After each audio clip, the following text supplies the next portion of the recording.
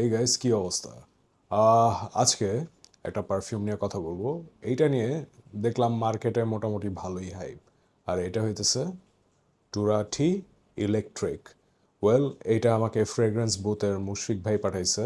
Thank you so much ভাই। আর এইটা নিয়ে চারপাশে দেখলাম অনেক হাইপ।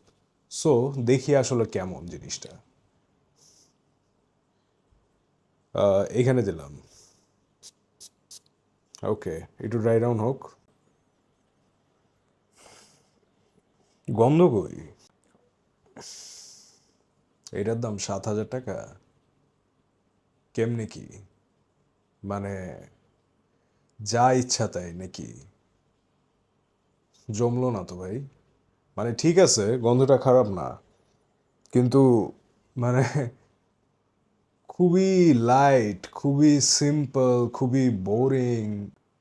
এই মিডল ইস্টার্ন পারফিউম, এই সিম্পল একটা স্মেল, আপনার ক্যান মানে 7,000 টাকা দিয়ে কিনবেন? এটার সাথে আমি কেন জানি আরেকটা জিনিসের মিল পাইতেছি। ওয়েট, রাসাসি হাওয়াস ফর হিম অরিজিনালটা, এটা একটু দিয়ে দেখি তো ভাই।